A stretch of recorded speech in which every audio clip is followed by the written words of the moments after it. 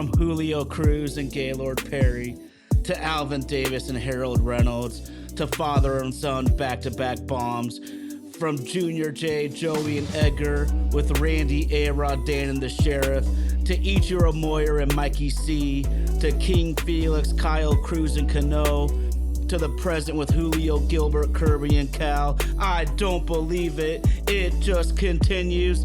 My, oh my, it's another sports podcast.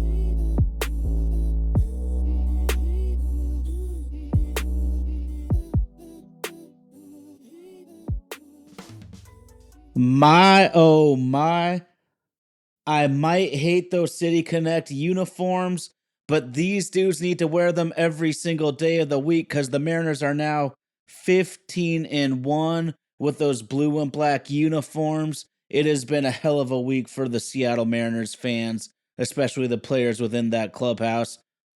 It's my, oh my, it's another sports podcast. You know, we rep it from Nashville down to Albuquerque, up to Little Lake Stevens, and everywhere in between.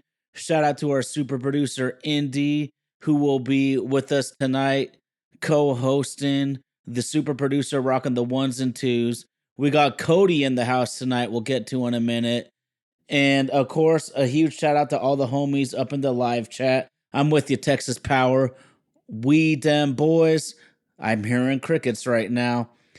But, of course, he'll be out tonight, and a huge, huge heads up to the live chat. We'll be on next Saturday night, so we can get the homeboy RG back on the mic where he should be. He is, Lord knows where in the country right now, grinding his ass off. Thank you, G. But let's get right down to it, Cody. It has been an up and down journey since Dan Wilson became the manager, and it's really been an up and down season, but it is going to be a furious finish, and the Mariners are right there. What are your general thoughts so far?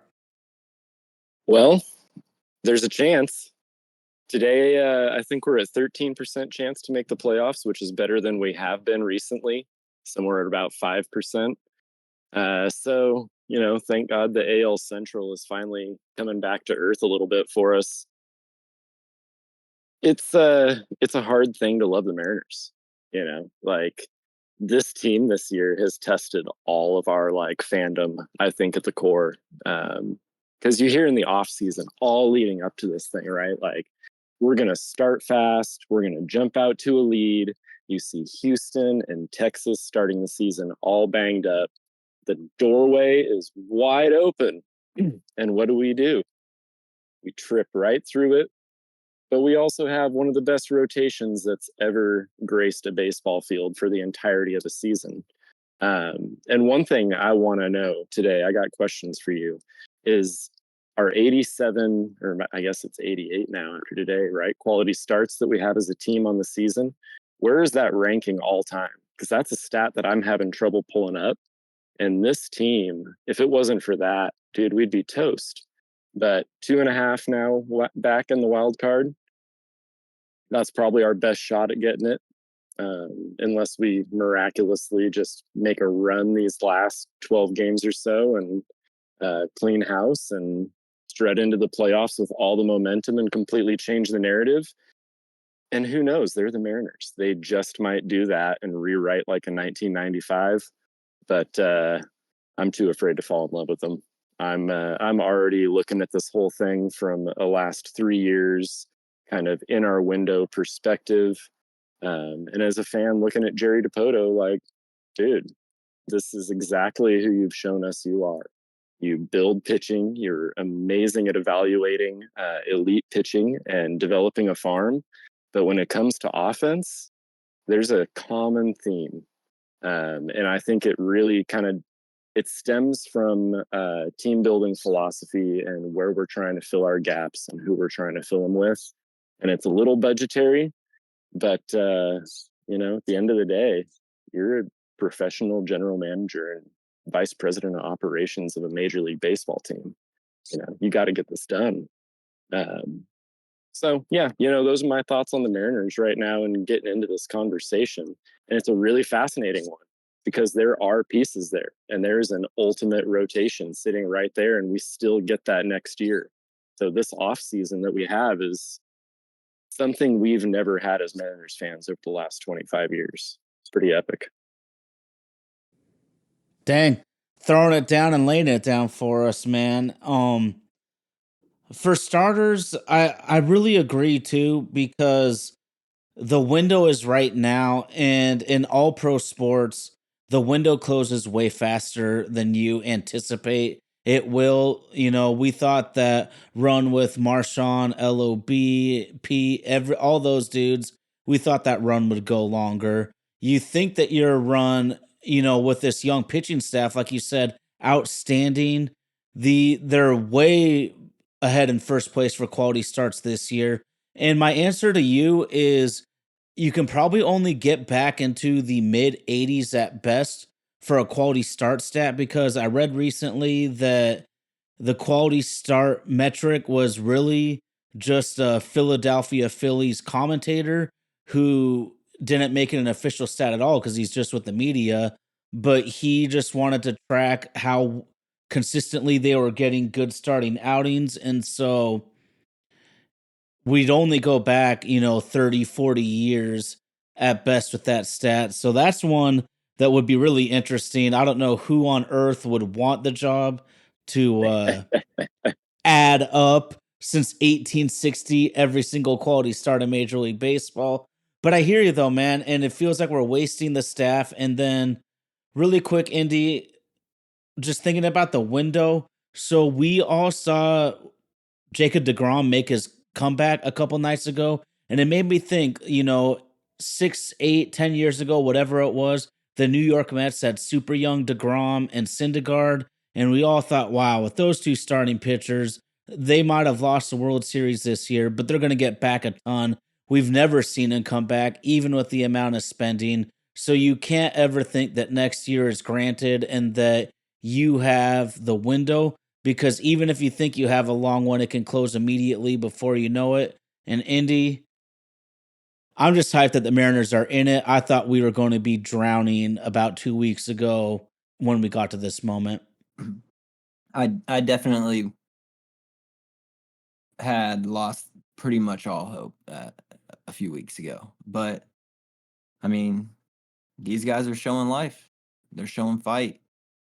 And as to the window question, I mean, I think it's when baseball especially is a sport that when you see a little fire and you catch a little spark, you have to just go all in. You have to push.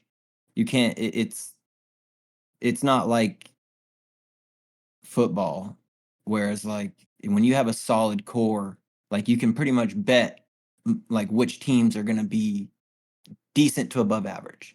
There's always a few like random teams that overachieve or underachieve, but for the most part, you can generally tell which team's going to be solid based on roster and coaching staff. In baseball, I feel like you can spend all the money in the world and still come out with a fat dud.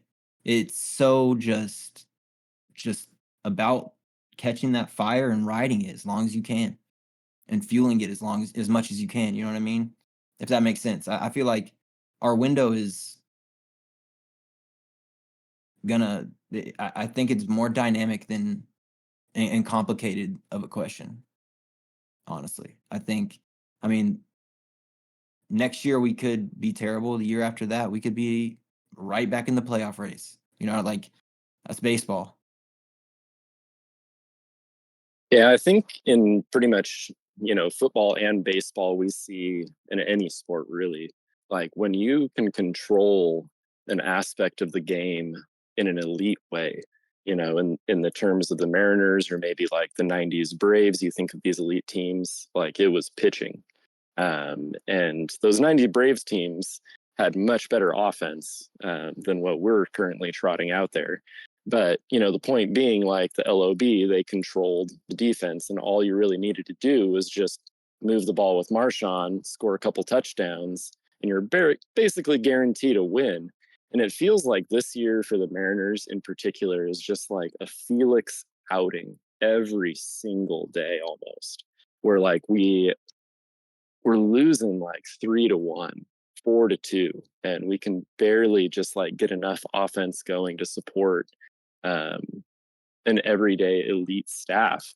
And that's got to be the most disappointing part for all of us, right? Is like watching them try to solve the offensive problems the last 3 years to kind of put a little bit of balance to this team, and just failing like every single year. Like, control the zone has got to be one of the biggest jokes in the major leagues right now. Like, that is the most horribly wrong side of irony for all of us to have to sit on, because Jerry DiPoto has this knack for just like saying the worst thing and it unfortunately backfiring on him. Like 54%, like, bro, can you at this point in the season like paint this any more ironic?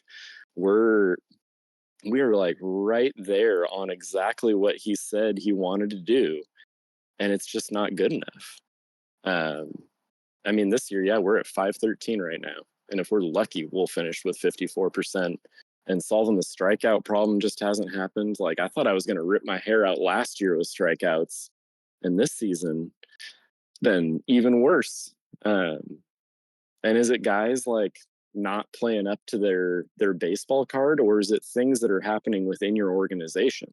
And I think you look at the most recent example of that being Teoscar Hernandez, Eugenio Suarez. Gino, unfortunately, has just been good old Gino down there. Elite defense, timely power hitting. Yeah, he strikes out a lot, but hey, so do we. So like, really, how bad was it paying that guy what we owed him? Like, what, 14, 13 million a year to shore up a position that we've had trouble with this year, with Rojas and Urias. Rojas was great at times. I want to love him, but if he's your everyday guy at third base, that's a major hole on your team, in your window that you're allowing to happen. Like, Matt Chapman was out there, like we could have solved it with him if we didn't want to go with Gino. But yeah, so I don't know. I guess kind of where I'm going with this is I was a big Jerry DiPoto believer for a long time, especially when he first came on and I saw him building this thing. And yeah, Adam Jones going down was really unlucky, and there's been some bad luck as well in some of this along the way. But there hasn't been enough bad luck to really offset, I think, what are just adding up to be bad decisions in offensive team building. And we're starting to see that pattern kind of play out. But the rest of it is so elite. Like, of course, they're going to give him one more year. The farm system looks great. The rotation looks great. They got to give him one more chance. And I think if we can convince Edgar Martinez to maybe stick around a little bit longer, I don't know how long he wants to work, but him trying to simplify the game and maybe finding a way to use analytics to explain some of the things that he's trying to tell these kids is going to be a fun angle to try to watch him figure out, because it's going to happen eventually, kind of where this game has gone.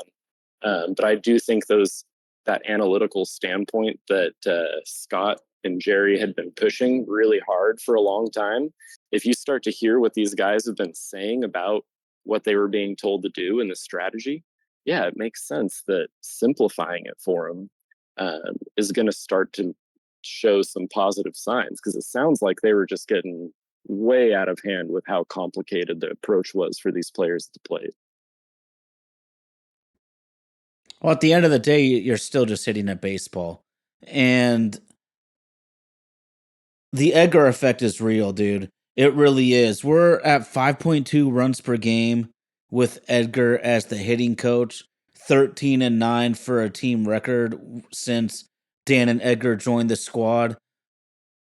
But it's real. I mean, we see it with Julio. He just seems like a completely different hitter, and I don't know why you would really overthink hitting nowadays. I think the key is just patience and selection, especially the selection part, because it seems like when Julio is just hunting a certain pitch and he is taking or fouling when necessary, he's drilling it. But these guys, when you're trying to hit every pitch, when you're trying to think through the 4 or 5 different pitches plus location plus the velocity with which the major leaguers throw at, man, you gotta be able to simplify it. And thank God they are doing that right now. What sucks is it might be too little too late. And in regards to Jerry, I definitely think that this next season will definitely be the make or break finally for him, because it feels like, if, like you said, if Mariners give Edgar Martinez whatever dollar amount makes him stay, but it feels like he has a connection with the lineup right now where these guys are really doing work. And if we had 30 more games, I'm sure we could make the playoffs, but we only have 12, and that might be too big of a hill to climb right now. Yeah, for sure. But I mean, who had Victor Robles as like the hero of the season this year? Like, oh my God, man. That guy is the luckiest find I think this team has had in recent memory. And, cross your fingers that it's real and he comes back next year and he can put together a full season like that, and Julio figures it out, hopefully. That's one of the biggest question marks I think we're all staring at right now as fans, is like, who is Julio Rodriguez? We've seen a couple seasons now where he's ultimately started really cold. And last year he had one of the best months any baseball player in history has ever had. And that helped his stats a lot at the end of the year. But this year, we just never saw it. So who's he going to be next year? I think that's a major question. But I do think Robles helps. If that is going to be who he is, he definitely helps Julio out in the lineup if he can be batting leadoff in front of Julio. Or Rosa Reina, if we don't trade him because we're cheap, sticks around and plays a full season with us. That's probably the best outfield we've put out there in well over a decade. Easily. Like, you'd have to go back to like Mike Cameron and Ichiro to have an outfield that would probably be that good completely. So I don't know. That was a really pleasant surprise. I'm glad they locked him up, especially for the price. Like, when you compare it to a deal like what Mitch Haniger is unfortunately being paid,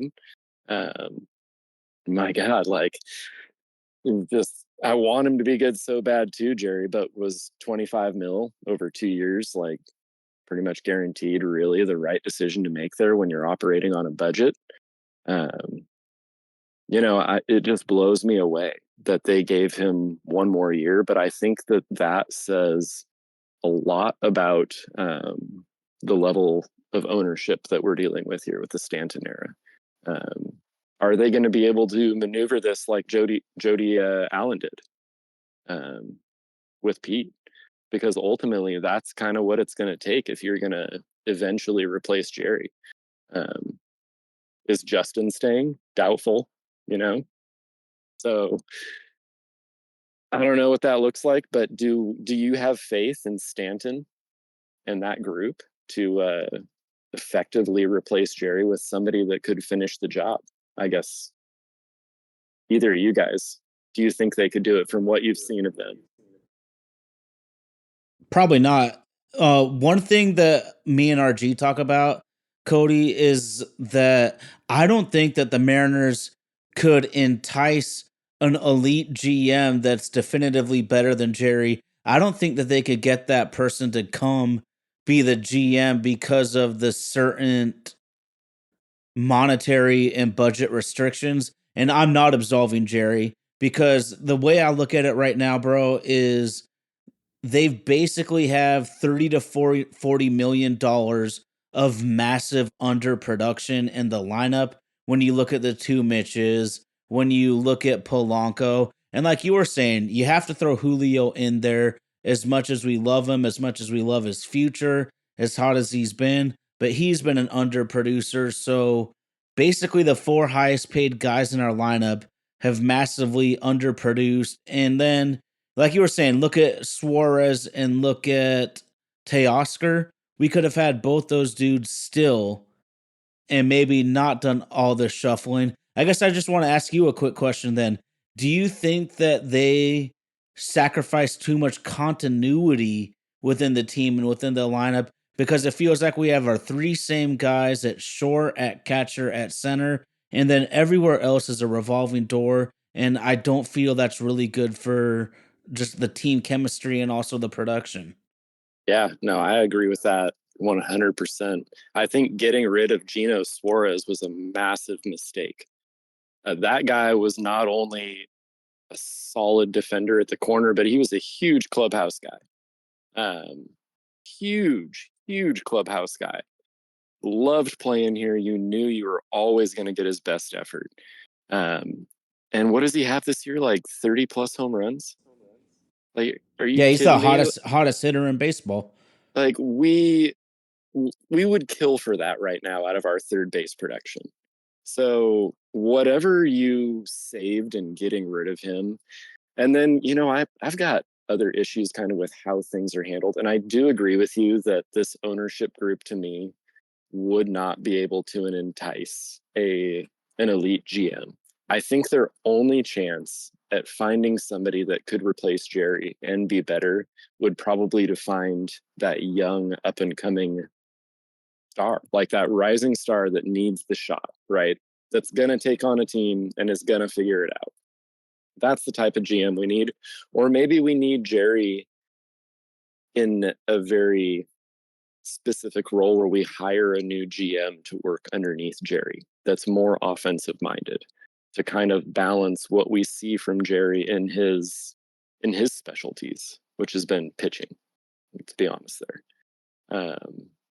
But I think that could be a good move if they were to do something like, sorry, Justin, but you're going to be the odd man out. Maybe there's a different position for you within the organization. But I mean, they tried it with their offensive coordinator this year. Why not try it in the front office? So I don't know. It's a really interesting position that they're in. It's fascinating. We've never been here before as Mariners fans. Like, very few teams have ever had a starting rotation like we have. And the bullpen next year with Santos and Brash coming back. We do have Santos again next year, right? He's coming back. I think we have him for a couple years. Yeah.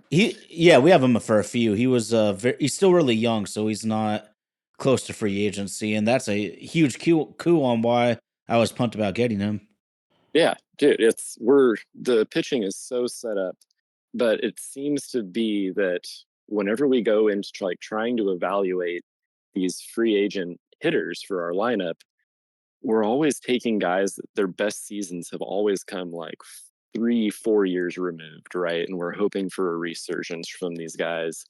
At some point, we have to be able to trade from what we do best, and that's pitching. Like, the fact we still have Hancock in our program right now is wild to me. It's been two seasons worth of trading near the deadline and in the winter baseball meetings where we could have packaged Hancock or somebody around him and tried to upgrade the team in some aspect that way. Even if you can't get it through free agency, they have the guys in the system to trade from.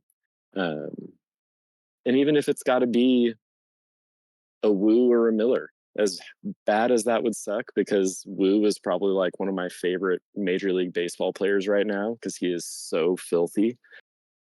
Like, having a traditional fifth starter is fine. There's nothing wrong with that. If your team can hit, like, hitting 220 average as a team is just disgusting.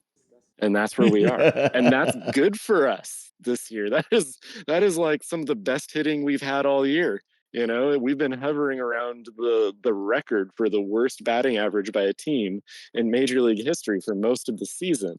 And that has kept me up at night. But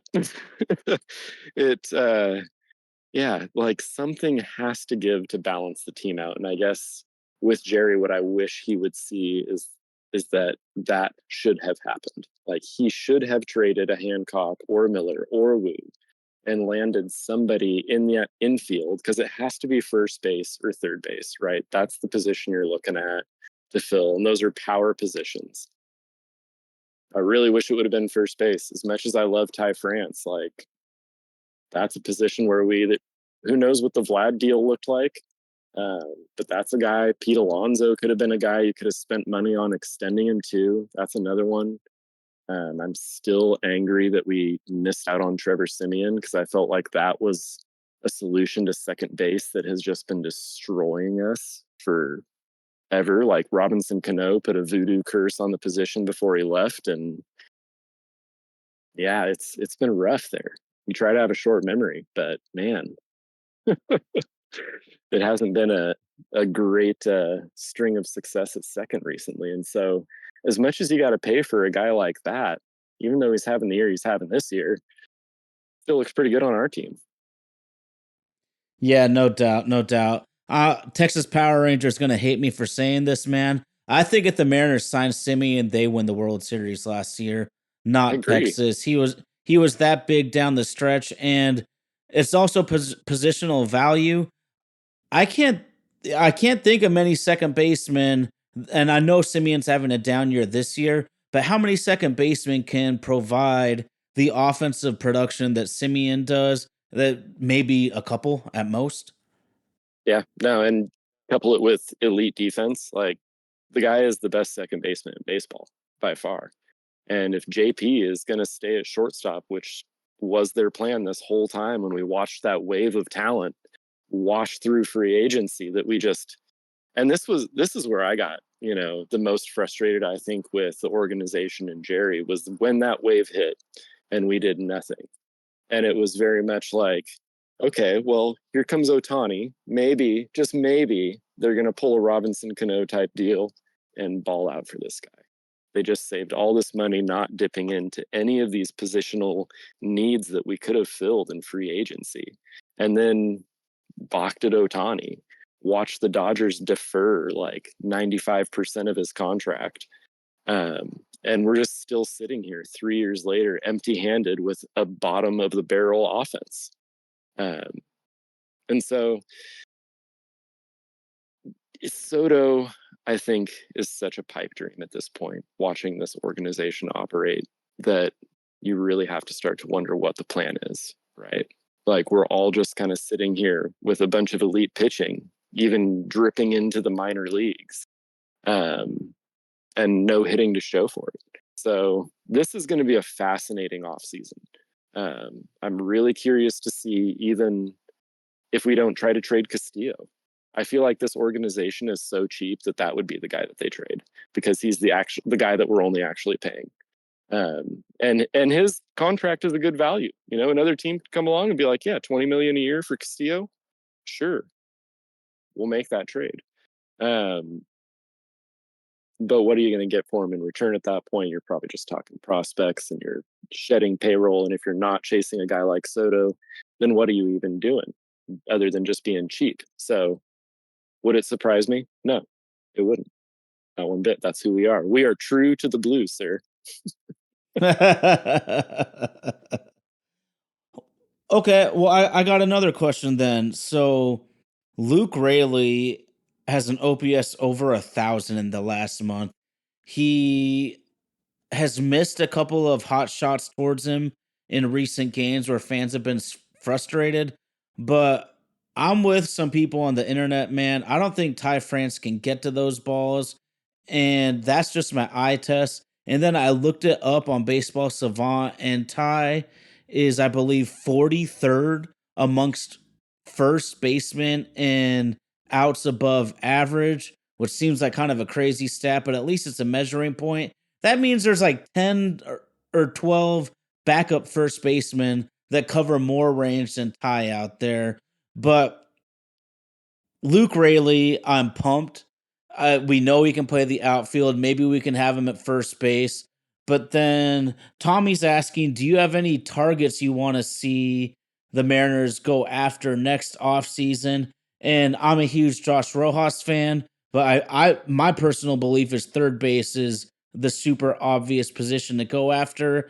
And call me crazy, Eugenio Suarez has a kind of convoluted mutual option. So both parties are going to have to agree for him to get to free agency. I wouldn't be mad at all if we went back and got Suarez. Oh no, not one bit. I would be so happy if I woke up one morning this winter and I got that little update that said Eugenio Suarez comes back to the Mariners. Good vibes have returned to this clubhouse. But I love the recent little idea of Santander coming over here. I think that would be a fun one. Luke Rayleigh, I think, is one of my favorite free agent acquisitions I've seen Jerry make offensively in the past 4 years. Yeah. I mean, the guy is depth, and he's an upgrade over depth that we just haven't had in so long. Like, if you think of the alternative, it was Ham Swaggerty, right? And you essentially replace him with Luke Rayleigh, who has way more power, still has athleticism, can play a ton of different positions and give guys breaks. But I think the real issue is that we're still seeing our utility players all way more frequently than we should. Like, that's quality depth, but we should have a freaking dog at first base, and this shouldn't be as frequent as we see Luke. But I love the guy, and I think he's an upgrade not only over what we had from Sam, but Canzone. Canzone had a really unfortunate season this year. Everybody was super hyped on Canzone. I still remember John Stanton, day one, saying that Canzone was going to have the best season out of any Mariner this year, and I think he cursed him into oblivion on that pregame show. Keep my boys' names out of their mouths and just let them do their thing. And sell the team to Jeff Bezos. Like, does anybody know why Jeff Bezos doesn't have a fascination with baseball? Is there any way that we can convince this man to purchase our Mariners, and we'll all just, forever pray to Amazon, whatever we have to do? I don't know. That's my dream. Dude, that's my dream, bro. Need to start that petition today. Like, I know he wants the Seahawks and all that, but I feel like a team with no salary cap is much more Jeff Bezos's, taste.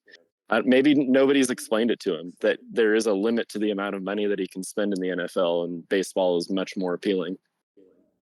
Yeah, but he seems like he likes the popularity, and the Billionaire Boys Club in the NFL is much more popular than MLB. So I think that might factor in a little with that, dude. There's a lot of truth to that, unfortunately. I mean, we obviously love baseball. My oh my, it's another sports podcast. We love baseball, but none of us are too stupid to not realize that NFL is the king, college football is the queen, and all the other sports are trying to fight for the bits left over from all the sports fans. How'd you like rivalry weekend in mid-September?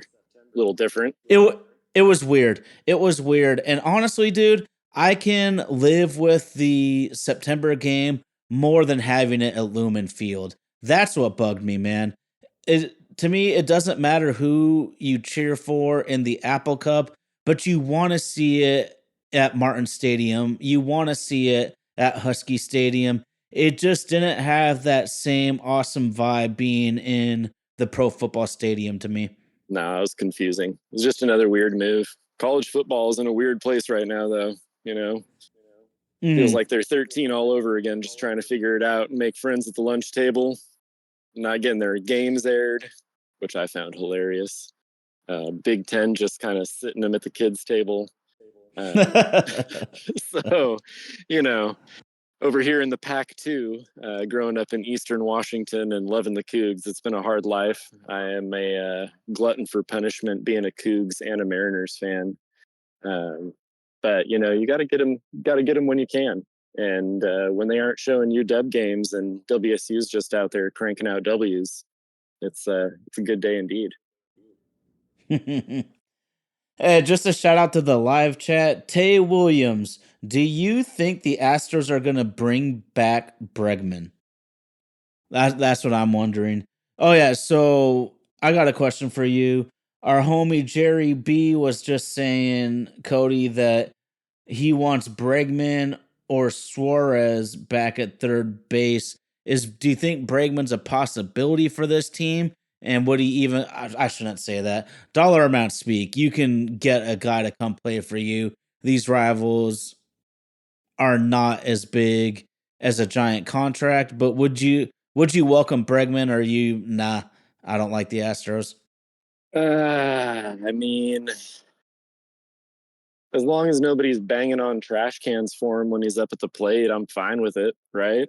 As long as we don't have to win that way, then I don't see any problem with it. At this point, man, it's 25 years. Whoever the hell can come in here and help us win baseball games and get into the playoffs every year like we should be right now in our window, then I'm all for it, but I don't really personally see Bregman leaving Houston. I don't see that happening. I think Houston benefits a lot off of jersey sales and player popularity, and keeping the band together. They've obviously got the money. I do not see him leaving Houston, but who knows? It's baseball.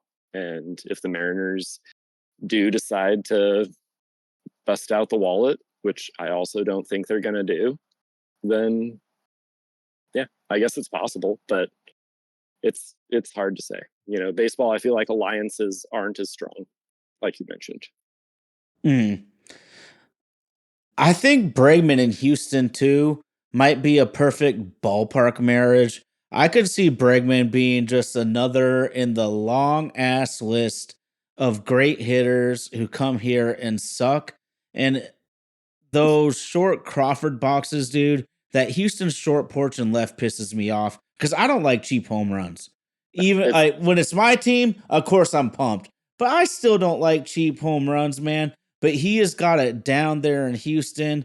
I don't know what you think, but I think he might just be another slugger that struggles up here. Yeah, it wouldn't translate. And that would be a very Mariners thing to do, right?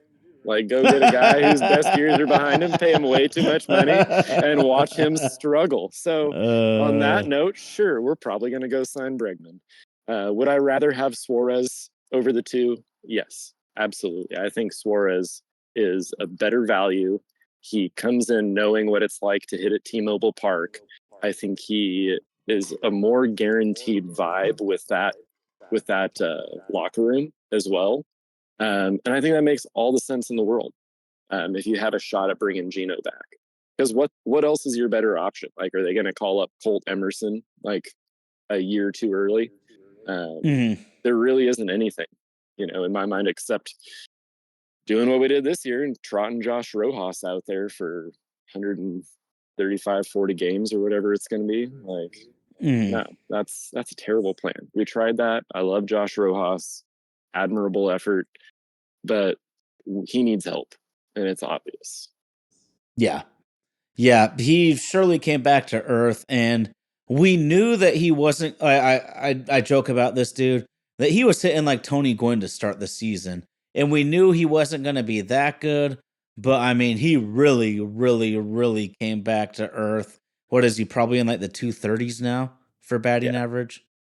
I think that's about where he's at. But yeah, man, he gave us hope right off the bat. If it wasn't for him, what would we have been doing? Because when you think back about the early part of the season, he was the only guy hitting. It was the Josh Rojas coming out party.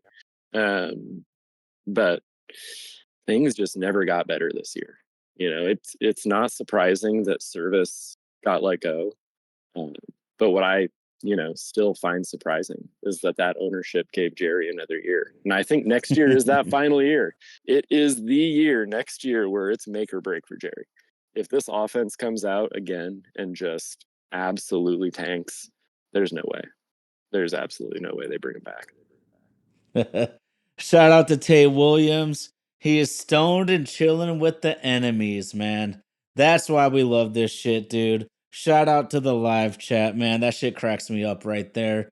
But Indy, we haven't heard from you in a minute, bro, but we've been having a good old time talking about the Mariners, but God, you've left me so many nuggets, Cody. You've left me so many freaking nuggets, dude. I'm just going to jump back to Robles because you were talking about him early, and he has been outstanding for this team. And it's not a complete accident either. This guy was like a top 5 MLB prospect for his entire minor league and early MLB career. And maybe he is going to be the guy that we were hoping Jared Kelenic would be. But I mean, this dude's got 25 steals and hasn't been caught with an 876 OPS as a Mariner.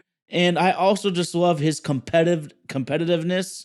He plays with a joy, a swag, an edge, and he is that proverbial thorn in your ass type of player if you're on the opposition. I am so pumped we have Robles for a couple more years. You are so right. Diamond in the rough. And sometimes you just need to change the scenery to blossom as a player, I guess. Yeah, man, whatever it takes. Like this dude, when they tell the stories of him coming up and he was ranked ahead of Soto, and they talk about his baseball savvy and his instincts and his tool set and his ability. And for whatever reason, out there in DC, he had a couple hard years like that and comes over here and who knows what it is, changes scenery. Everybody else on the team is hitting 200. I feel more at home. Maybe I'll hit 250 now. The bar is a little bit lower and I feel good for jumping over it here. And everybody loves me because I'm playing hard. And, whatever it is, what we're seeing is what everybody thought they were going to see from Victor Robles. And so I am so stoked to see what this guy looks like in a Mariners uniform for a full year and having Julio, because when he came along too, Julio wasn't even in the lineup. Julio, the reason Robles got his play was because Julio went down, right? And we got a chance to see what he had. And I guess, maybe in the long run, if this works out, that's a blessing. That we got to see Robles like that every day and give him a chance to kind of shine, because now if you stick him and a Rosarena and Julio in that outfield, like there's not a whole lot of balls dropping. That's a lot of athleticism out there. That's a lot of power out there. Robles sets the tone for this team, and that's kind of what we've seen since he's had his chance to play, like continually, especially up in that leadoff spot. I love him up there. The stolen bases, the OPS, he has just been a man on fire. And if he can just even slightly resemble that for 155 games a season, that is so huge for this team. If we were actually willing to spend money around all of these bargain deals that we're getting on our elite players like that, man, it's amazing to think where we could go. But spend our money wisely. I Yeah, know we're just spending we're wisely. a middle lower. We're also shooting ourselves in the foots with some of these dudes. Like it's kind of a calamity of errors to me between ownership and the front office right now. And within all that, we're still 2.5 games out of the wild card. Yeah, no, the expanded wild card was, I think, made for the Mariners. The Mariners probably petitioned that harder than any other team out there, because that means everybody's going to show up to this last month's worth of games at T-Mobile, whether you're dropping hot dogs or not, because the Mariners still have a chance.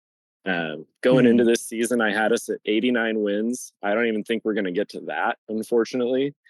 Kind of feels like we're the AL Central this year. Just everybody in the entire division just having a down year, and that's what we always prayed for as Mariners fans. And then this just like coupled with all that, like all you got to do is hit the ball, boys. You just got to have like it. If you're, oh my God, it's so mind numbing looking at all of these stats for this team this year.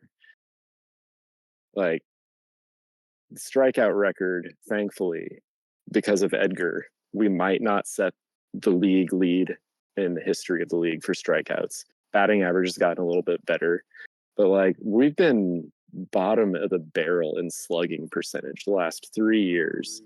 Like this team doesn't make contact and they don't hit for power. Like how are you supposed to play baseball? I don't get it. And third base and first base next year, and possibly second base. But I feel like if they solved first base and third base, whether it's Eugenio Suarez and a player to be traded, or even a Pete Alonso signing.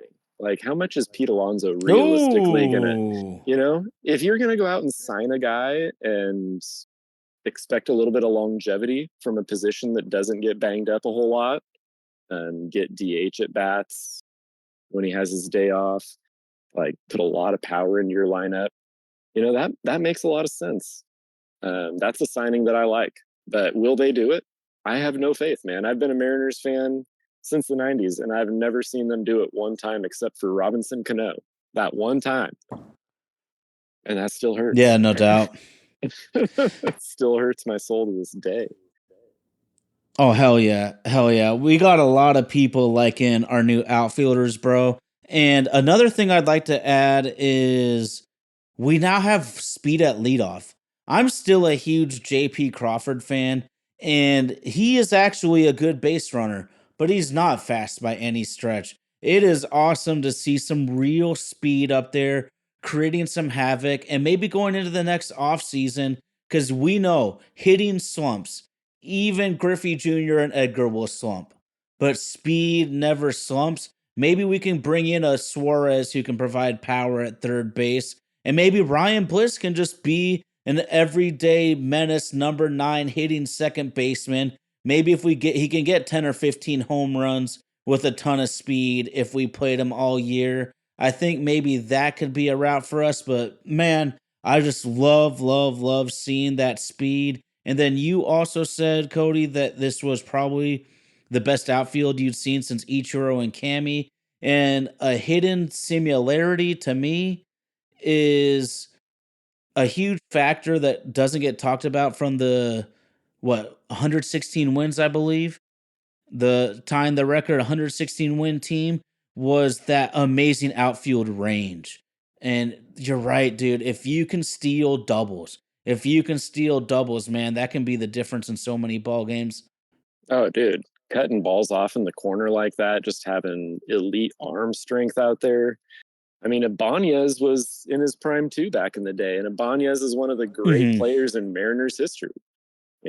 Like he's right up there in a lot of our team stats, historic stats, and so yeah, those days that was kind of the anchor, but you also had John Olerud at first base, man. And that guy was a double machine. Our DH position was worth about 4 of our current players back in those days.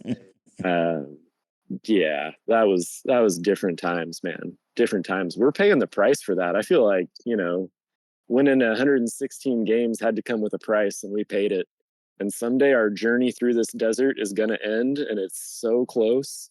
But yeah, I don't know. It's an interesting day to be a Mariners fan. That's for sure. Personally, I'm more focused on next year. This team has broken my heart so much this year.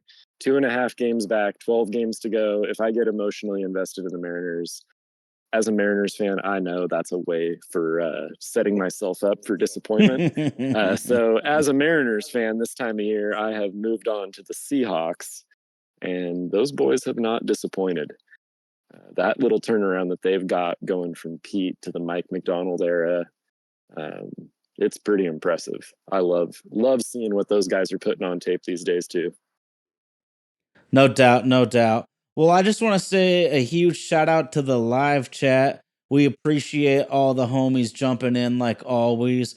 And it looks like we're going to pull a huge audible here because JerryB is telling us that he wants to jump from the live chat up into the actual recording. So we, in about a couple of seconds here, are going to take a 2-minute warning to get JerryB on the mic, and we will be back in just a little bit. Go Mariners. We're 2.5 back of the playoffs. Let's fricking go, baby. We're back from the 2-minute warning, baby. And this is how quickly we can do it. Sunday Evening Media, Tay Williams, Mariners Lifer, 2K Red Eyes, Texas Power Ranger, Ginger Fit Dad, and anyone I forgot.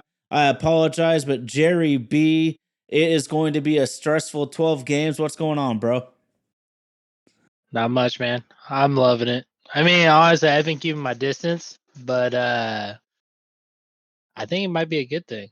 It's keeping my sanity in check. But I'm glad they're finally catching on to the City Connect. City Connect is where it's at. The record doesn't lie. No, wash Now those here's a things real every question. day. Do you actually like the jerseys? Because I don't, but I currently love them. Honestly, I do. I won't Okay, lie. okay. I do.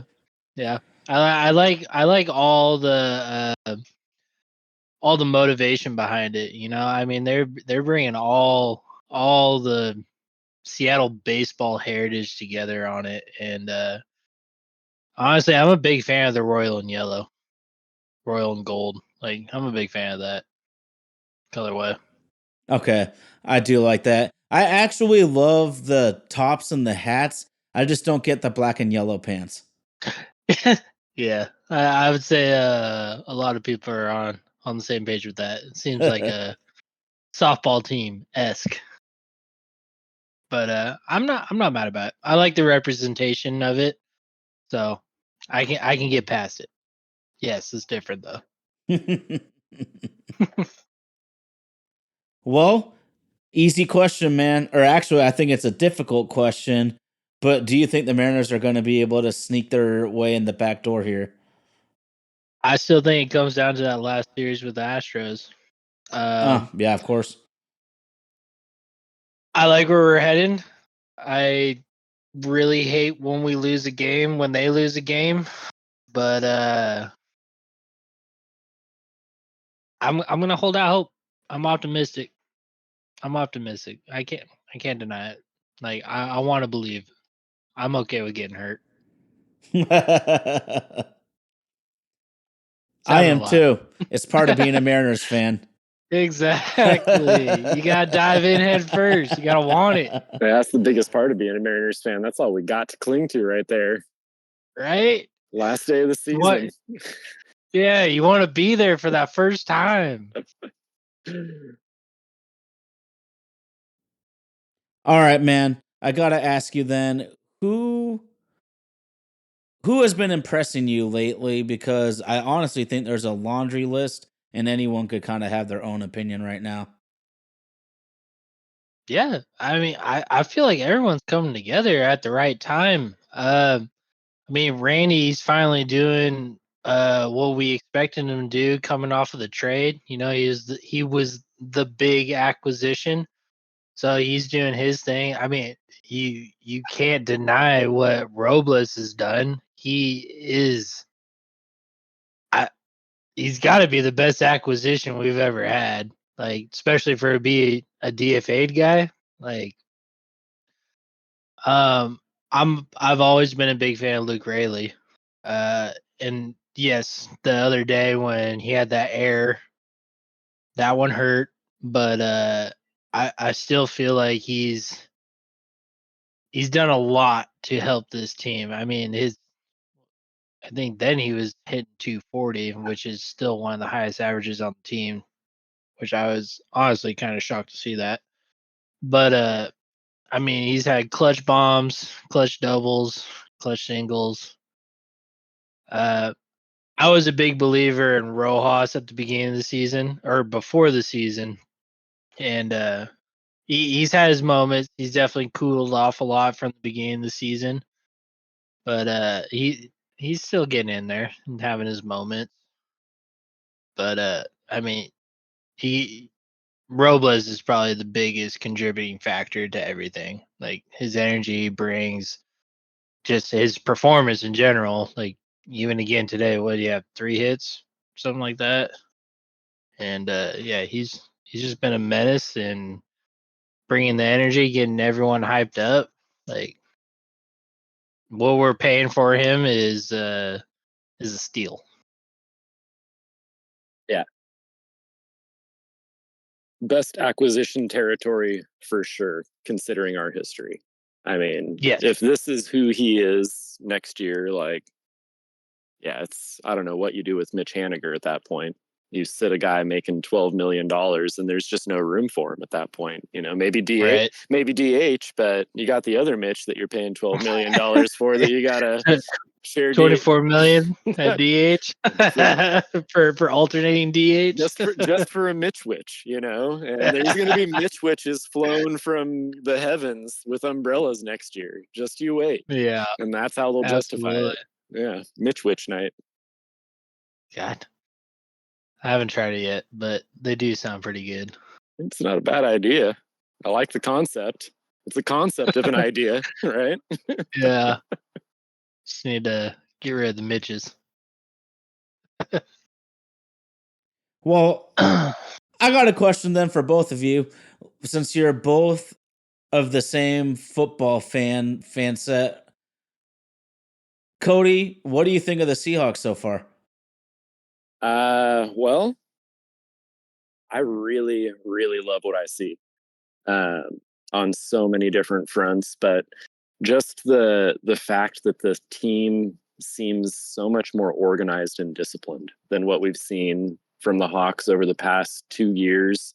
I personally attribute a lot of that to the coordinators and the switch from the coaching. You know, Pete Carroll, I love him. And I was really kind of on the fence when they decided to fire him. I thought it was a lot more to do with Waldron and Hurt and their performance as coordinators. But man, Mike McDonald, if you're making a switch, this looks like the right guy to make that switch for. The defense has looked outstanding. The tackling has been absolutely phenomenal. Ryan Grubb, so far in 2 games, maybe it's because, you know, I was watching Shane Waldron for a couple of years, but he might be the best play caller we've had since Mike Holmgren. Like the way he's using tempo to affect the defense and what he's calling and what he's trying to trap them into, the way that he and Huff have organized this offensive line, and he has minimized the amount of plays that these guys can get exposed. Even though they're still getting exposed, it really could be worse, and it would be a lot worse if it wasn't those 2 guys in charge of that offense. So I've been absolutely impressed. And then today, you know, for the people who hate Geno, like, man, that guy, he just won you a game. Like, you didn't run the ball all day. You aired it out, and he was accurate. He made the right decisions. They were beautiful play calls. It was all organized beautifully, and that's not a game that we win last year. You know, even making the mistake that we made in, what was it, the 3rd or 4th quarter when we went for the 4th down when we were on their like 30-yard line, just kicked a field goal and taken it up by 7. Didn't matter in the end. You know, you get a brilliant play from Love on the blocked kick and take it into overtime, and your defense stands the test again. Like, the defensive upgrade has been absolutely miraculous. They've got great talent. The transition that they made from linebacker from last year to this year too can't be understated. Nor safety, like Rayshon Jenkins looks like a gift from freaking Cam Chancellor himself, reaching down and dropping in a safety that can make a tackle in the flat. Like, my God, what an idea! So yeah, I'm jacked, and I can't wait to watch this team stack up against teams like the Niners. I want those matchups, and hopefully CMC is out there. Like, I want to know if this tackling that we've been seeing from these guys is the real deal. And for 2 weeks, it looks like it is. No, I feel like I'm right there with you. This team has been pleasantly surprising. I was, of course, optimistic that this was going to be a good change moving forward, but I kept my standards low and hope for the best. But this defense is light years better than last year's. Like, our defense was bad. I don't even know, the last handful of years. This defense, like, when I'm watching the game, like, if I'm gonna get up and move, I'm making sure it's during the offensive play, not the defensive play, because I'm pumped on this defensive play right now, and I'm excited. The other thing is, like, our first 2 opponents are brand new opponents. Like, Sean. Why am I forgetting his name? Either way, Broncos and Sean their Payton. rookie.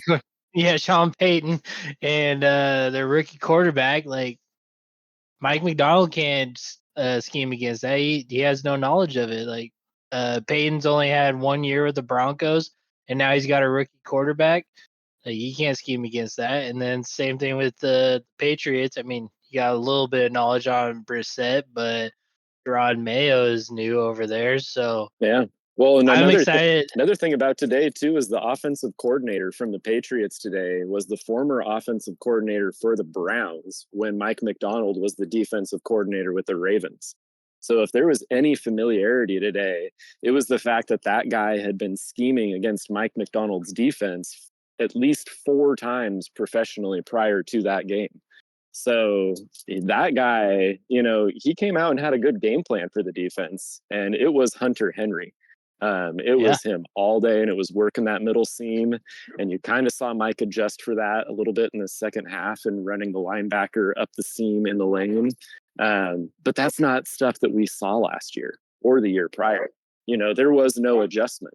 And Ryan Grubb too, man, like coming out in the second half and continuing to kind of stick with what was working, throwing the ball, like unbelievable play calling, absolutely unbelievable play design and play calling and rhythm to that offense. We just haven't seen that ever.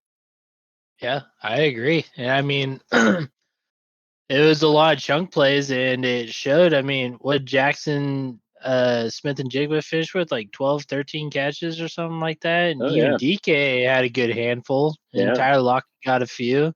Like, that usually doesn't happen, like, especially if you're in fantasy football. It's like, all right, is it going to be Tyler Lockett's day or is it going to be DK's day? Exactly. Yeah. Or is it going to be the running game, Yeah, I think I think it shows a lot of versatility to the offense because they won in a completely different fashion last week, right? Like they leaned much harder on Kenneth Walker. Geno only had to throw the rock like 25 times. They controlled the clock. But today, something else was required of them. And they still didn't get good play from their guards. Like Laken Tomlinson was still getting beat constantly. Bradford was still making penalties and getting beat.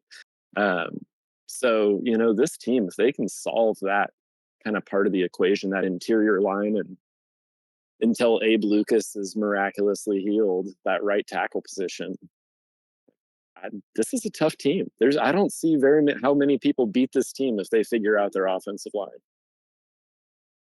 Yeah, I agree. No, that has definitely been the black spot as far as the season has gone so far is the offensive line.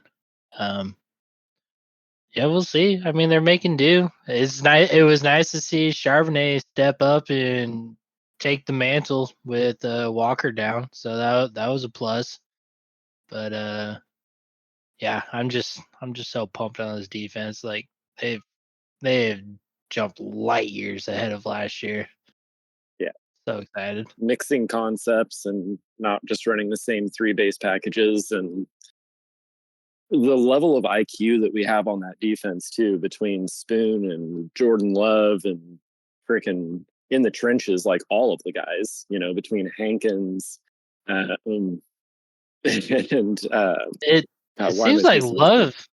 It seems like Love has really stepped it up this year. I don't know if it's like they're just giving him free range on everything, but it seems like he is a dog out there right now. Yeah, I mean he's the dude. Like no Quandre, no Jamal. It's his show now. He's the tenured guy, but he's got a history of that apparently. Like going back to Notre Dame, being kind of the captain of the defense, the main communicator, a dude that's just everywhere.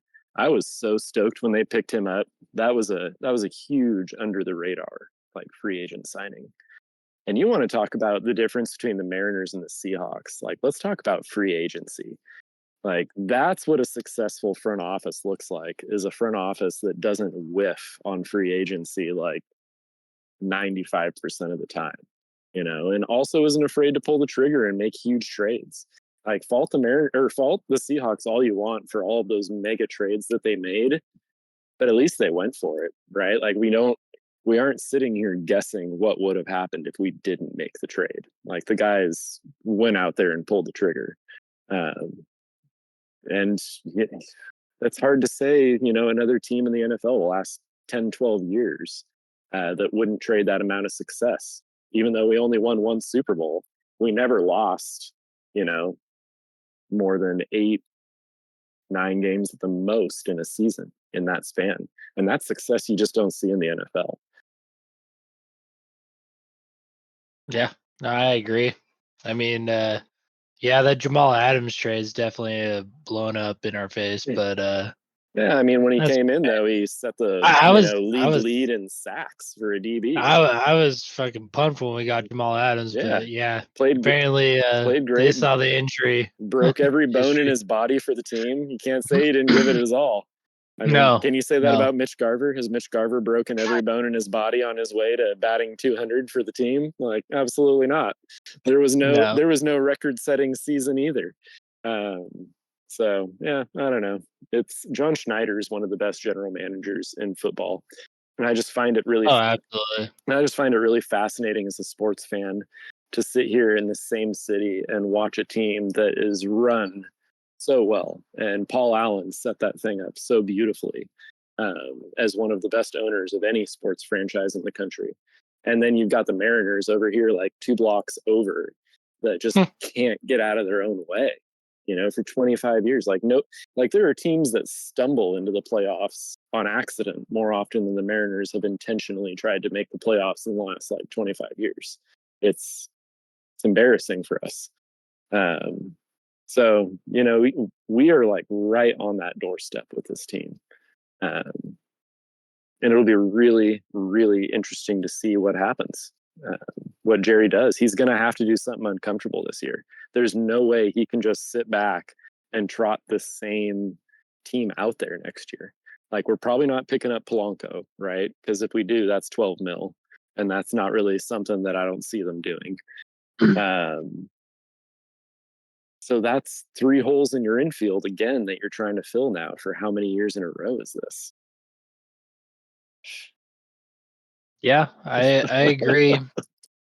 I'm also I've said on the show before, I'm also on the same wavelength as we give up on guys too soon. Like maybe Teoscar. I mean, he's having a great year or whatever.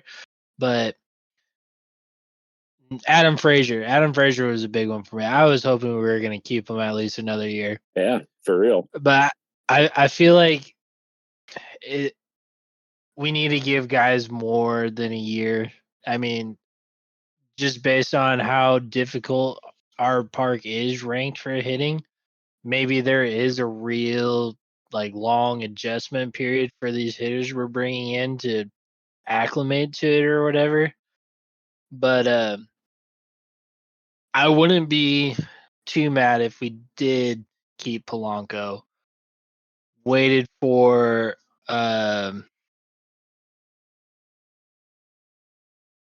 Ryan Bliss. Wait for Ryan Bliss to develop or have him as the backup second baseman. But yes, get uncomfortable and make that trade for a Vlad. Oh. That would be sick. Yeah, all day. Give them where they want. Give them where they want.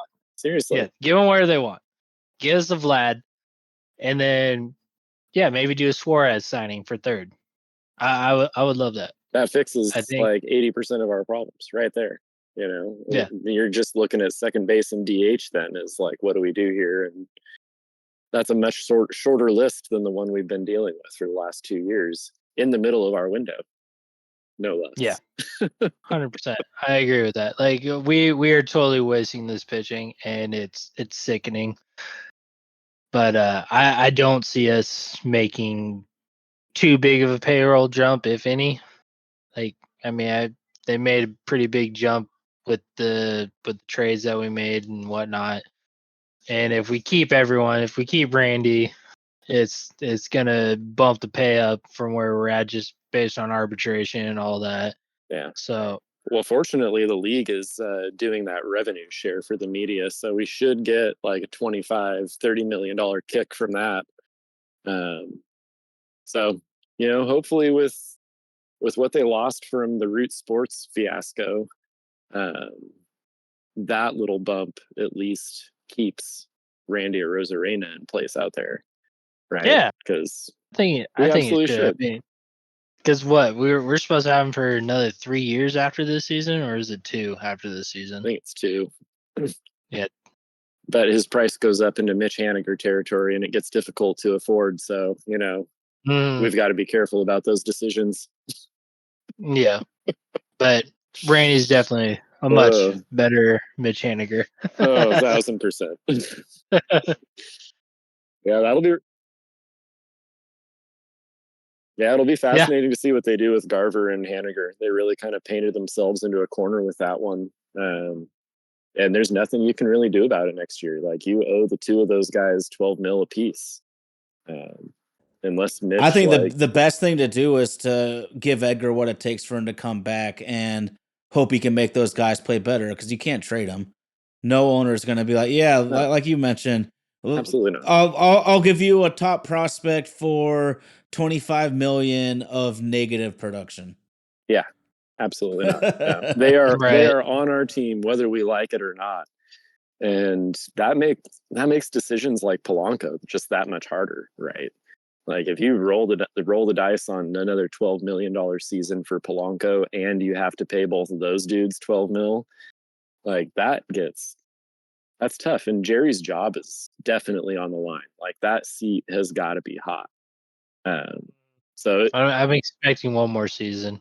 Yeah, if we see another season like this next year, I don't know. I don't know how they do it. I don't know how they justify it. But then again, we're fans of the Seattle Mariners. Like, why not us? Yeah. Must be similar to being a Browns fan. Probably. Without all the exposure lawsuits, I'm sure it's pretty similar. Oh my gosh, seriously.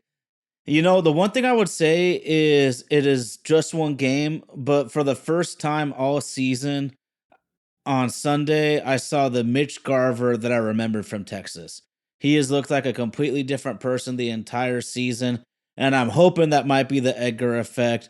But for the first time, Mitch Garver looked like frickin' Mitch Garver, and there's 12 games left. 12 games left. Yeah. Well, better late than never. Yeah. It's always good to show up at the party you're invited to, whether it's 10 minutes before last call or a little too. Yeah, at least it's not too late. He can still get a couple shots in. Maybe a pitcher. Who's to say it doesn't come down to a play-in playoff game and Mitch Garver doesn't hit a ball down the left field line for a double that scores Julio or I guess Victor Robles now, our captain, my captain, Victor Robles from first base. Yeah, no, anything's possible. Like, baseball's crazy, and the fact that they expanded the wild card the way they did allows teams like us a shot.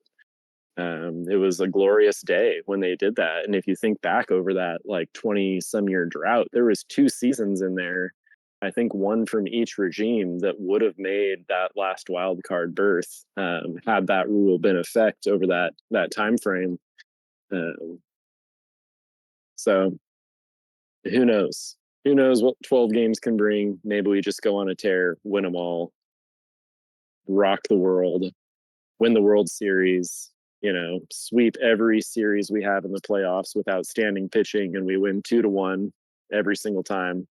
That would be a very Seattle Mariners thing to do as well. If we're going to win a championship, it would be in the most feeble way possible. A Felix outing every outing. Whatever it takes. Yeah. Whatever it takes. City connects the whole way. Yeah. For us this season. I mean, it only makes sense. If it's working, you have to do it. That's baseball. That's what you do. Yeah. Absolutely. Hey, I got a question then. JerryB, looks like Mariners lifer thinks that Garver makes George a better pitcher. You're our resident catcher. Do you think that sometimes a certain catcher just has a better vibe with the pitcher? Oh, 100%. Yeah. I mean, it's you got to know the guy like while he's up there. You got to know what his pitches are looking like, whether they're crisp, whether they're moving the way they're supposed to, whether the command's there. Like if you're just going up there to catch a random dude and you have no idea and you're just guessing on what you should do and you guys aren't clicking, like if he's up there shaking off every pitch he's calling up there, like that's not gonna work. You guys gotta be in sync. You know, you gotta be on the same page. You gotta want the same game plan. And you gotta have the confidence in each other. So I think ever since, because this has been happening since they basically put Garver in the backup catcher role, it's I think he's been good. Like I mean he's probably, I don't know for sure, but I think he's caught Kirby more games than Cal has this year. So it's got to be paying off in some way, shape, or form.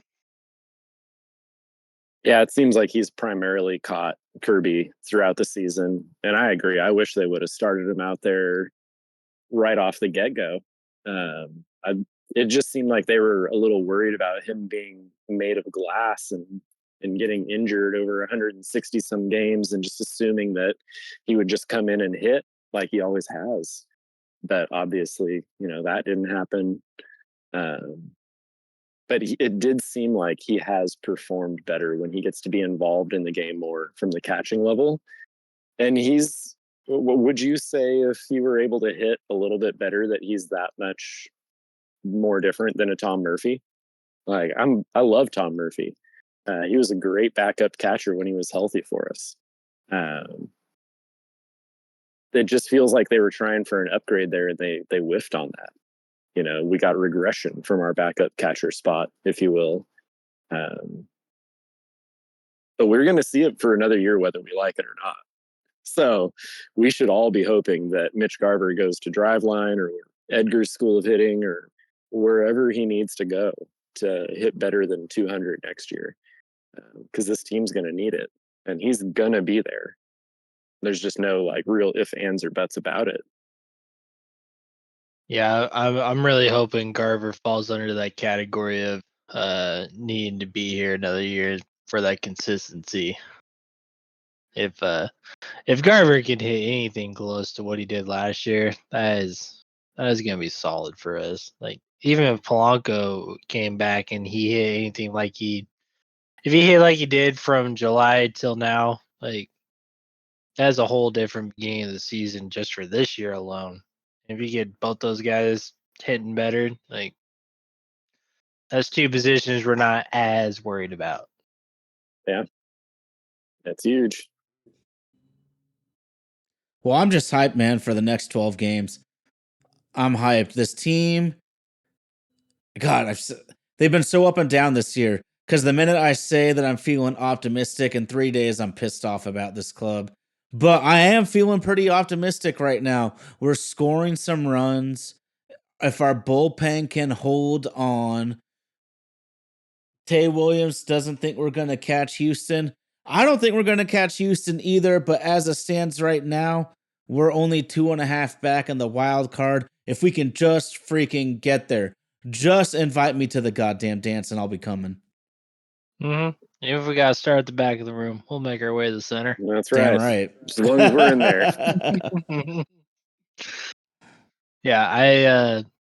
I think our pitching is lethal, and we need to see him more in playoff atmosphere. Like it is a criminal offense to not let these pitchers in the playoffs. Mm-hmm. Mm-hmm. Well, this is the type of rotation where you can win series against better ball clubs. It's that simple. So we just got to freaking get there. Yeah, that's what it's all about. I mean, you got, 2 guys in the top 10 for Cy Young finalists, essentially, right now, if the season ended today, and Miller and Gilbert. It's just so ridiculous when you think about this rotation. Like Woo and We got a oh great my God. question. We got a great question. Let me interject here. Cody, Mariners Lifer asks, who would be your playoff starters? Say we need to line up 3, and I want to hear from both of you. Cody, who is your 1, 2, 3 for a playoff series? Personally, I would probably go Castillo first, Castillo or Gilbert first, and then I would finish with Woo in the first 3, and then I would probably pitch combination of Miller, Kirby, and Castillo from there on out. Yeah, probably be Miller next, honestly. Okay. What about you, Jerry? So Kirby's your 5th choice as far as playoff starting. Yeah, as crazy as that sounds. he's definitely had his struggles of late. I mean, you kind of got to ride the hot hand, right? Like, nobody's pitching better now than Brian Woo, Bryce Miller, Logan Gilbert. Like, that's ridiculous. That's why I would be okay with a Logan Woo Miller as the top 3 right now. But I mean, Castillo, he's the veteran. He's the rock. Shows up for big games. He's got the experience in big games. But he's also not healthy right now either. So I was gonna say, solve one of those. Yeah, time out.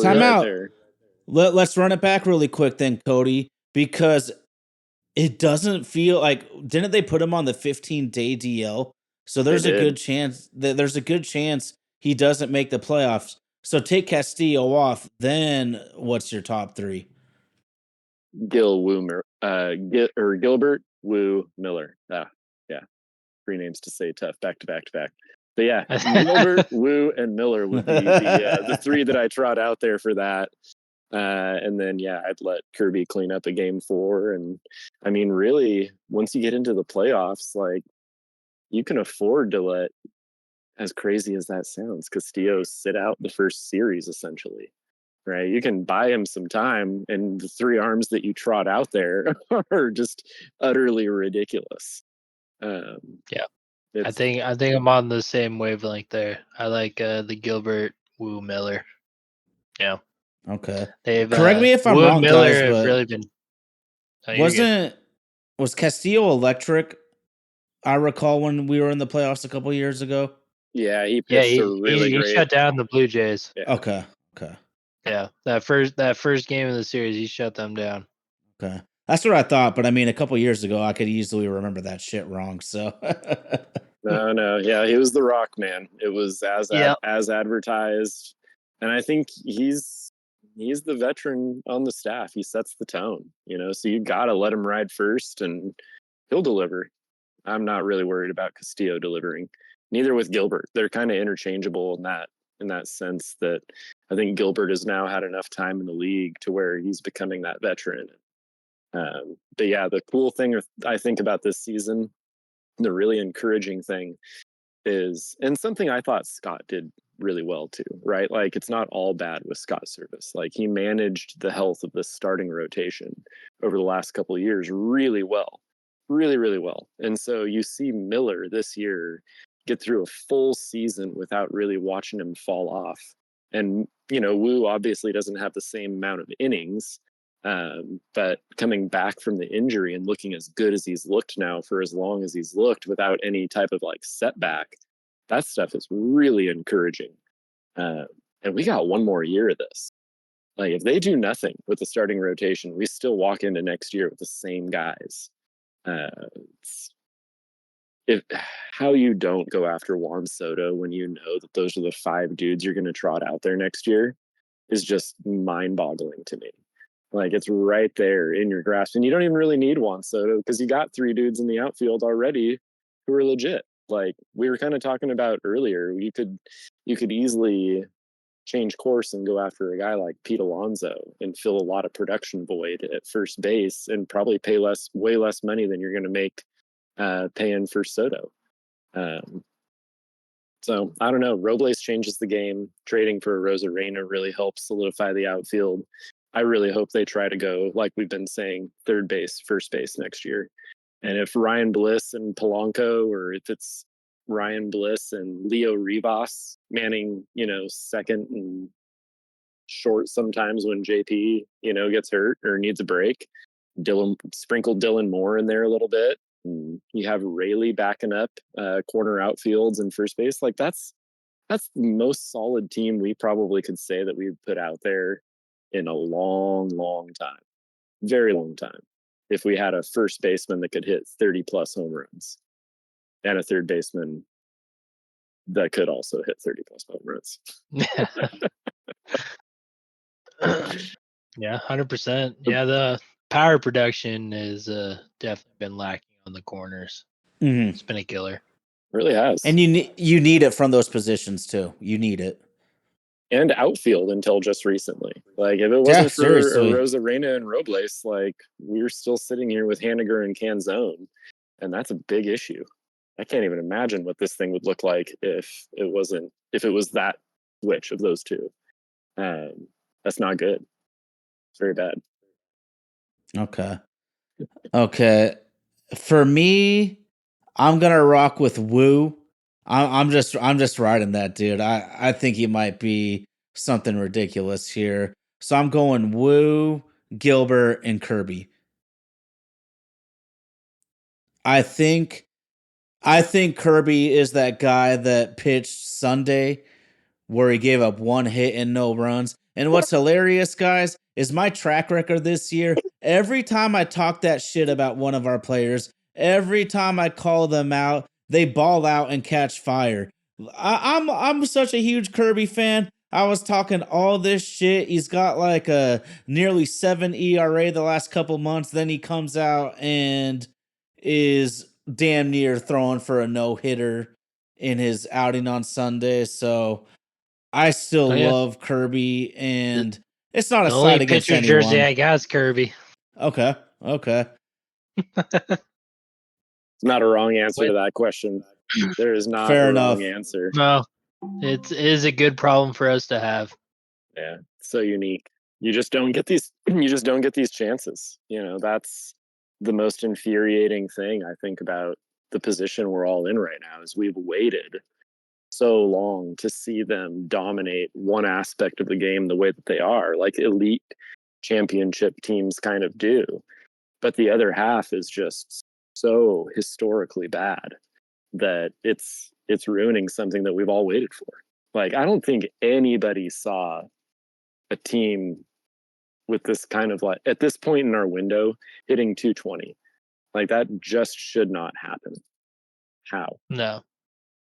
I mean, we're leading the league with like 15 more quality starts than second best team. And the record of those quality starts as opposed to us and the Phillies, who's the second best team, is absurd. We're like 50 and 30 in our 87-ish quality starts, 52 and 35 or something like that. And Philly has like 60 quality starts, and they've only lost 14 games. 14 of those games they've lost. Yeah. It is, and the other third place team is right there with the same exact stat. Like, we are the major outlier in all of these games that we've lost in our quality starts. But the fact we have 87, that's crazy.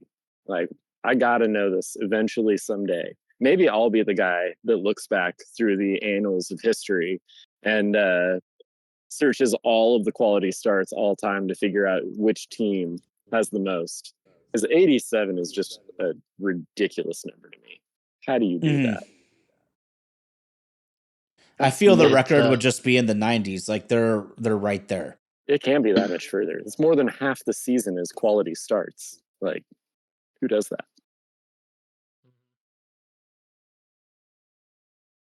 Yep. It's been an insane pitching year.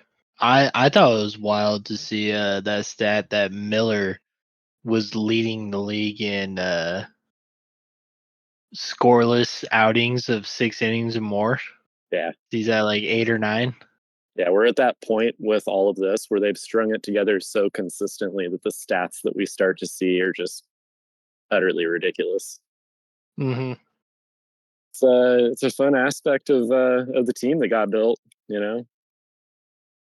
So I guess my question for you guys would be, if you were to trade one of those guys to balance the team out, Who would you trade? Which one would you trade? And I will allow Hancock and, another handful of prospects with Hancock as an option as well. Because technically Hancock is still sitting there as our sixth man AAA dude with value that you could move and couple with a couple guys. Obviously, I'm okay with Hancock going and pretty much whatever prospect or prospect package. I would love to try and keep Colt Emerson, Lazaro Montez as much as possible. But if he gets us a Vlad, I might be okay with it. As far as our starting five goes, Okay, I got a question for you, Jerry. I want to say woo. Jerry, What's up? this is my trade offer. Toronto calls you. We'll give you Vlad Jr. for George Kirby straight up. What do you say? Probably yes. I think I would too. And I think 1,000%. and I think yes. That's not even. I think George question. Kirby's my guy. Just one guy, yeah. I'd be Yeah. packing George's bags for him, just apologizing. Like, bro, I'm so sorry we had to do this, but they didn't want anything else. It was just you. You're gonna have a great time in Toronto. It's nice there. Here's a gift card to whatever chain restaurant they have there. Goodbye. Yeah. You got a whole country behind you. I think it's going to take someone that proven with that many controllable years left to get like a true difference maker. I think we could package Hancock and a couple of prospects with them to get like a decent hitter. But if we really want a difference maker, I think it's really going to cost. And I also think that George Kirby, I mean, so would Logan Gilbert, like their trade value is immense right now. And so, do I want to trade Hancock and a few dudes to get a guy that might just be like the next Mitch Garver? Or do I want to really try to make a power play and be like, hey, we are really turning this team in a different direction. We can't just rely on pitching. Yeah, and I mean, at this point, it's really like, what position are we trading to fill? Yeah, it's got to be corner. But if Gino is available, man, for the dollar, you could probably get that guy on somewhat of a hometown discount. He loved it here. You could probably get something to make it work. And so if you're doing that and you aren't, really shaking the boat too much, it's first base. And that's really it with what we've seen from Robles, with what we've seen from Arozarena. Like, if that's the outfield we've got for next year, the holes look a lot better. It's really just filling those corner spots for me, for this team, and finding success and getting a different hitting approach, I think has helped out a lot too. But, Cal Raleigh, that's another guy too coming up here in the next couple of years that you're going to have to do a deal for, that I don't know if they're going to have the money to do Cal. That's going to be a big deal if he keeps producing the way that he's producing. And so, eventually we're going to have to part with Cal. Like, that's a thing that Mariners fans got to understand. You're either going to pay a ton of pitchers and start watching a lot of these, position players walk, or you're going to have to do vice versa. And you're going to have to get guys like Cal done. You're eventually, if Robles is who he is, he's gonna get more money than 2 years, $9 million, for playing all-star level outfield, best player on your team, type of quality. Randy Arozarena, at that point, you can basically forget that. But hopefully in 2 years, you got Laz Montez playing left field for you. Like, that would be phenomenal. And maybe you don't have to get JP done because you've got an Emerson, Colt Emerson coming up, or you've got Feldman Seston, 3-4 years down the road after that, and you can move Emerson to third. So it's really interesting. We're just in such a weird spot that I don't really have a frame of reference for. Like, I don't know very many teams that have sat where kind of the Mariners are sitting with all of the pieces that they kind of have coming up, what they have currently, and then payroll limitations on top of that, but also sitting in a good market. I feel like something that people really sleep on is when they speak about our market. To me, when I think back to when this team was really winning and drawing crowds back in the early 2000s, Alaska, Idaho, Washington, Montana, Oregon, like parts of Utah, you go through these places and it's just Mariners gear everywhere because they were the only baseball team that any of these states had any association with. And that market right there, the same population, it's equivalent to the state of New York. But New York is split between 2 different teams, 3 different teams, usually in their pro sports market, depending on the sport. And the Mariners just sit there with that entire population, and they don't capitalize on it. And it's absolutely insane. Like the market is there for the Mariners to be top 10 in value in the league, no doubt, if they put a winner on the field. And it just blows my mind that they refuse to invest in something that is that much easier attainable when you own your own TV network as well. Like they fumbled that Root Sports so poorly. Hurts my soul, but that's a common theme being a Mariners fan. Hey, we've been hurt so many times. Our hearts are callous. We're numb to the pain at this point. Absolutely. Just a norm, Yeah, every day. But there is reason to be optimistic. I guess I'm just frustrated now because it's going to be too little too late. Because I think this team is turning a corner, but we don't have enough time to make up all the losses. We're like 3-12, 3-13, something like that. I wrote down versus the Angels and Tigers this summer. Hopefully, we can pull magic out of the hat. Hopefully, lightning is in the bottle. But man, it's gonna take a huge winning streak and some losing streaks from our competitors. But man, it's really been a fun season. Just kind of, we were talking about bringing it back Suarez, Jerry. We know the budget is an issue for next season. In the starting lineup, would you rather see a combo of Suarez and Ryan Bliss, or would you rather run it back with Polanco and Rojas?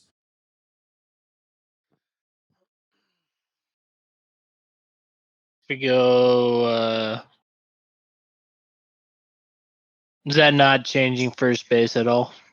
We're not even going to go into that. I'm basically looking at it as like I would love Suarez. Income.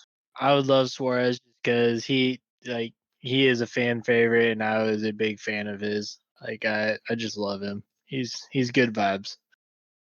But I also want to see if Polanco could build off of what he did the second half of the season. I feel like he's been a solid contributor since around the trade deadline. Yeah, that's the problem with Polanco, is that he showed you, and that's maybe why he's the perfect Mariner, right?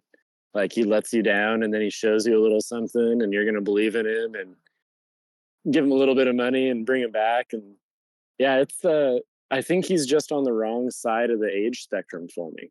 And he plays a position that nowadays, now that they've, gotten out of the shift, is a little bit more dependent on athletic ability. And so I guess, for me, I lean more towards Ryan Bliss at second base and kind of giving him a little bit more reign there, because I think the defense on the everyday level is going to be a little bit better. And it'll be really interesting to see where we kind of finish the season with Polanco and what his numbers look like. Because, I mean, if you can get better defense and even a little bit better offensive numbers, which shouldn't be too difficult to do from the overall, second base position between what would probably be Dylan Moore and Ryan Bliss, why not? Save the $12 million. You're already sinking so much money into 2 other dudes. Like that's gonna be the crux. That'll be why they don't do Polanco's, because they've already got so much money tied up into the Mitch Witch. But it's one of those hazards of being a mid-market team. That's what we are. And do you think Ross is better defensively or Suarez? Suarez, 1,000%. I don't even think it's close. Yeah. I think that's probably like comparing the Pete Carroll Seahawks defense to the Mike McDonald Seahawks defense. Like Suarez he's got a freaking cannon over there. He's got great range. Working with Perry Hill too, I felt like took Suarez to a little bit different level defensively. But then again, like the Cincinnati Reds were playing him at shortstop, and he's not quick enough to be a shortstop. And so when he came over here and got to go back to third base, that Winker trade with Suarez in it. That was wild. Everybody thinking that Winker was going to be the gem of the deal, and then Good Vibes comes in and just locks down third in a way we haven't seen since Kyle Seager, really. Like, and you could say his power numbers were better than Seager. They're pretty comparable, but Suarez this year is on a tear. So to end the season, which, man, I'd love to see that if we had that on third base. So yeah, that was a sad one. I love that dude. He's such a good guy. I feel like him and this is going to be kind of like a really root for the old guy, but Carlos Santana, man, he was great for the clubhouse. Yeah. He put together excellent at bats. Like, he's still doing it. Like, him and Justin Turner, like having one of those dudes involved in the locker room should be a priority for this team while Julio's that young. So yeah, I was really hoping Turner was gonna fill that Santana role like Santana did that year we traded for him in 22. Yeah, I think in some ways he kind of has, but I don't know if it hits the same. Like, Santana was special fit. It was fun. Yeah, I think it helped because we got Santana before the trade deadline. I want to say we got him like June or something. Yep. Yes, we did. Yeah, I'm sure that helped out. Makes a difference. All right, boys, it's been a pleasure talking to you, but I got to run. Good luck with the rest of the podcast, though. It's been fun joining in, and I appreciate you guys having me on here. But yeah, the wife beckons. Fair enough. Shout out to Cody the pupil. Hell yeah, brother. Cheers. Go Mariners, go Hawks. Go Mariners. Let's go, baby. Well, man, Jerry B, we got 12 games left.